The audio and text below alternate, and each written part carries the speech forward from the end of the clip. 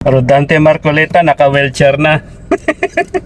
Pag may kasong plunder, ayan na, lumalabas na yung hospital arrest, naka-wheelchair, tumataas yung BP, tumataas yung sugar, may pneumonia, lahat na ng sakit, dadapo na.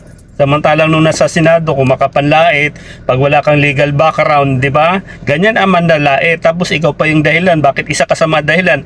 Bakit mo pinasara ang ABS-CBN? Ang dami na walang trabaho nun during pandemic, di ba? Sabi nga nila, karma. Ayan, bumabalik ang karma.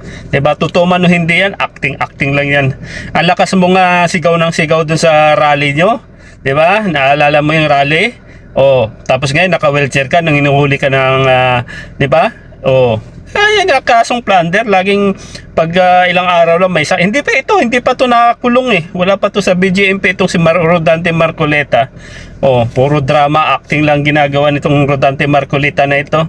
'Di ba? Yan ang yan ang karma inaabot sa matandang ito. Gustong-gusto ko talaga makulong to nun eh.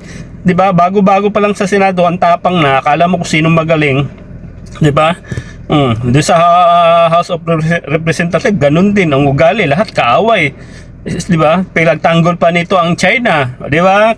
Ang tawag dito, pro-China to eh.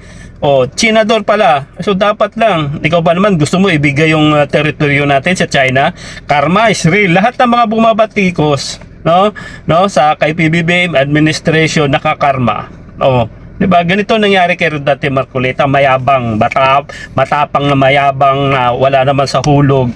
Diba? O yan, panalo si Ping Lacson. Diba? Sabi nga ni Ping Lacson, ganun ba talaga ang kaugalian natin pag may kasong plunder, may sakit na, meron ng high blood, di ba, lahat na, may pneumonia, meron ng kahit anong klaseng sakit na para lang hindi matuloy yung pagkulong, di ba?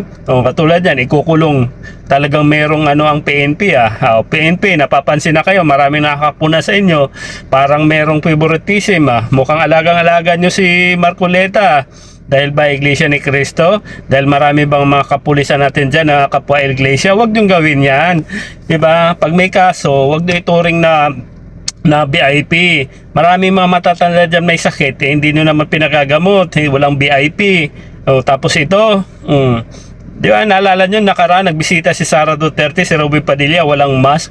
O nasita kayo ng, Sandigan Bayan. Yeah, yan ang mahirap sa atin. Pag VIP ka, pag senador ka, ayan, alagang-alaga sa mga kapulisan. Pero pagka pangkaraniwang tao, kulong agad, wala nang check up, kulong.